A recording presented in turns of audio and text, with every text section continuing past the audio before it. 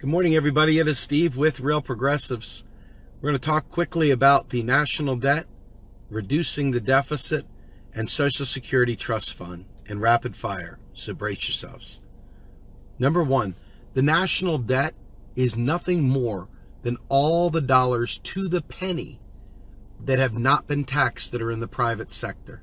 That is all the national debt is. That national debt is made up of just dollars floating around in savings.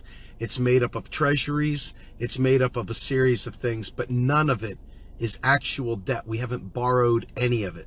We never, ever, ever borrow our own currency. That's not how it works. So when someone says that we borrow money from China, like Sarah Palin famously said, or Barack Obama, who said, we take out a credit card in the name of the People's Republic of China, etc., lies, every ounce of it. Not even a smidgen of it is true. So let's talk about what also creates the national debt. So the Federal Reserve has been tasked to keep full employment and price stability. So they handle what they call monetary policy. Well, monetary policy is very, very different from fiscal policy. Monetary policy is controlling bank lending rates, interbanking dollars. Okay, stuff that doesn't really have anything to do with you and I directly.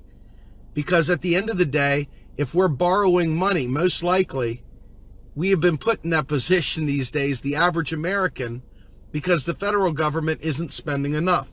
I'll get to that in a second.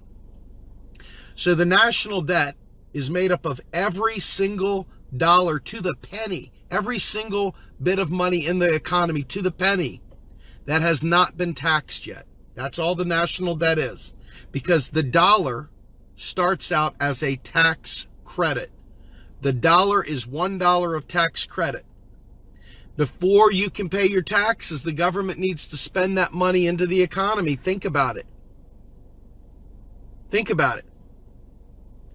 So the next thing, because this is all the rage right now, the GOP is going to try to cut all these entitlement programs.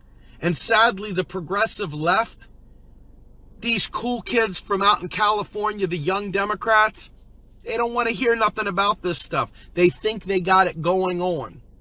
So they're going to ignore this. And guess what? As we go forward, when the GOP cuts this stuff, they're going to be out there marching in D.C., every pink pussy hat you ever saw yelling about the damn Republicans, and the Republicans are bad. But these people chose to be ill-equipped to fight back, and that is a pox on our movement. That is our bad. That is our fault. Now, so China does trade with the United States. It does trade with a lot of countries around the world. And China may decide that they want to save in US dollars. So what China will do is it will take the money that it's earned in trade and it will buy treasuries with it. It's a savings account that earns a modest interest. Where did China get US dollars from to begin with? China doesn't manufacture US dollars. China got US dollars by selling goods and services in the US. Well, what are they going to do with trillions of dollars of Chinese dollars? I mean, with US dollars. They don't go into China and just keep them floating in their economy. They got the yuan. They got the renminbi, okay? China keeps their money parked in the United States to facilitate trade. So they can either leave it sit there in an account at the Fed so that they can handle trade back and forth, or they can earn interest on it. Why not earn interest? So that's what happens. United States government has a pool of primary people that will actually buy treasuries. If for whatever reason they don't buy treasuries, the United States government will buy them. It doesn't matter. We don't borrow money from China, ever. We never, ever borrow US dollars from anyone. So when you hear it, you've got one of two choices. They're either lying or they're stupid. That's it. Lying or stupid. Now, the deficit. Let's talk about the deficit.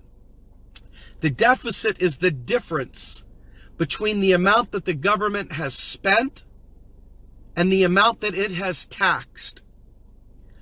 Well, the government can't really control the deficit too much, because what happens? There's things called automatic stabilizers built into the economy that kick in automatically when the economy starts going in the wrong direction. So a lot of spending is got nothing to do with Congress anymore. It's already pre-baked into the economy to prevent it from tanking. Now, I'm not giving them misinformed anymore, because people choose who they listen to. They choose what voices they listen to. And they choose voices that I just don't understand why they would choose to listen to those voices. Okay? But the deficit is that difference. So when they say reduce the deficit, the government is literally reducing your and my surplus. So there's a dividing line. If you look at one side of the ledger, a government surplus is a private sector deficit. If you look over here and have a private sector surplus, you might have a public sector deficit.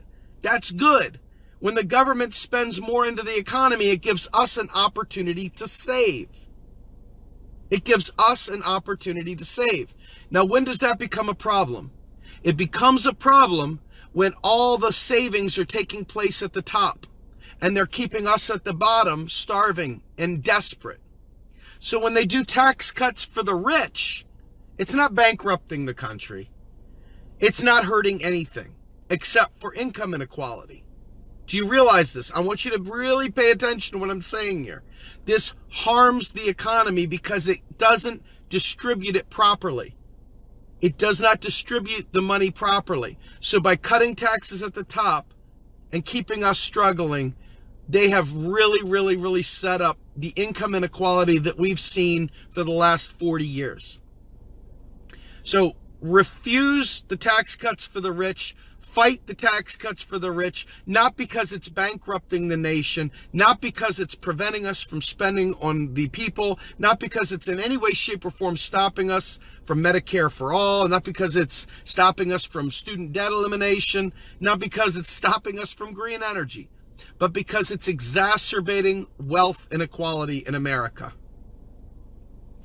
This is the deficit that they want to reduce. That means they want to reduce our private savings. Remember that every time you hear them say they want to, on the ledger, remember there's two sides of the ledger. When they say they want to reduce the deficit, they're reducing our private savings.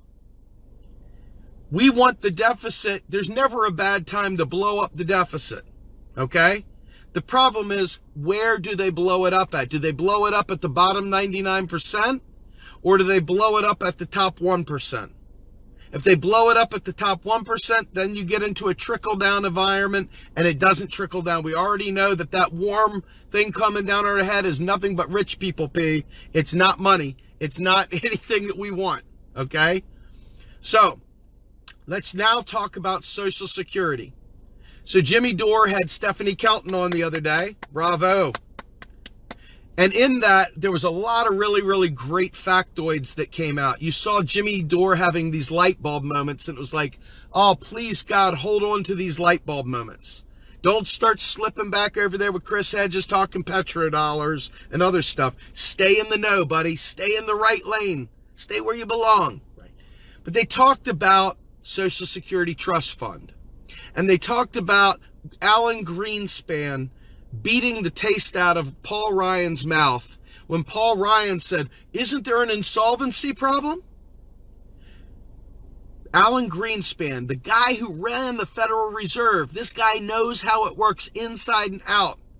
He said there's absolutely nothing to prevent the federal government from spending forever on Social Security. Forever. They don't even need to take FICA taxes out. Do you understand me? There is no trust fund. It's a spreadsheet. It's an accounting tool that says, this is how much you've paid in. It's kind of like at the end of the month, if you park at a parking garage and you get a report back that says, on these 12 days you parked in the garage. That's all your Social Security Trust Fund is. Hey, you paid this much in. But what happens to all taxes at a government like our own who has a sovereign free-floating fiat currency? It is destroyed. Every time the government taxes in any way, shape, or form, whether it be FICA taxes, whether it be Medicaid taxes, whether it be any of these other taxes, all of these trust funds are nothing more than an accounting tool to track so that you know that you paid to this thing. But guess what? It's deleted. Completely deleted. You cannot raid a deleted spreadsheet. Every time somebody runs around trying to tell me I don't know what I'm talking about, I throw the links at them, I show them the proof. Mike Norman breaks it down in spades, literally shows the transactions. It's like, bam, take that, and bam, take that, because they don't listen. They continue with the partisan stuff, and they say, no, the Republicans raided the Social Security Trust Fund. And it drives me bonkers, because they don't realize that by trying to save Social Security, doing it that way, they're literally giving the GOP the scalpel to cut it. They're giving the GOP, they're giving it to them. Social Security can never go broke if we choose to. Seriously.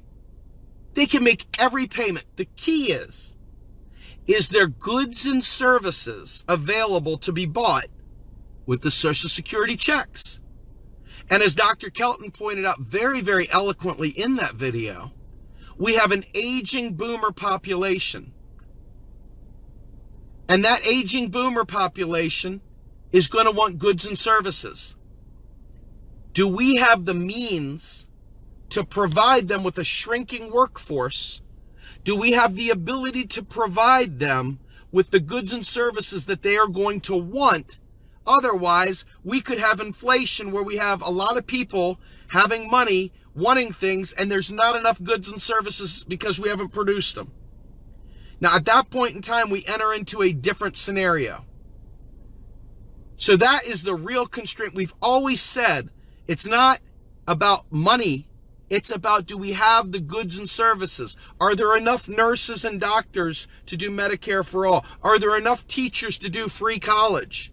Are there enough classrooms to educate the kids?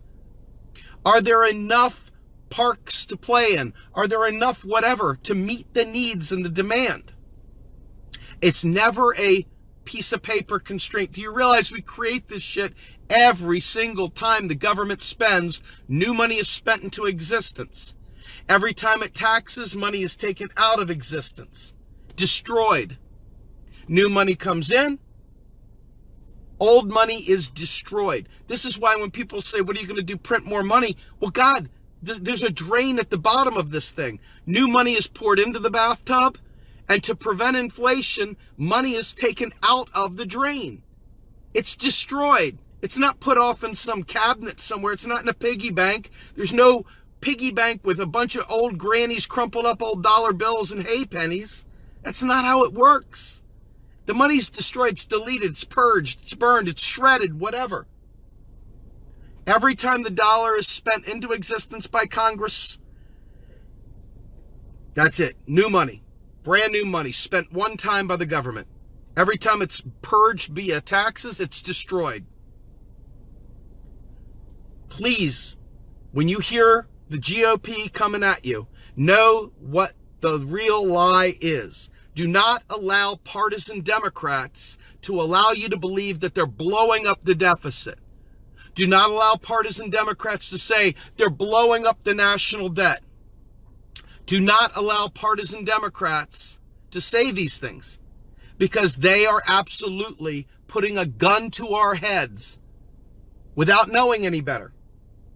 They're putting a gun to our heads, and they are literally telling us the one thing that we can do, the sovereign power of our currency. They're saying, no, Nancy Pelosi wants to institute pay-go. In other words, no spending without paying for it in some tax or cut.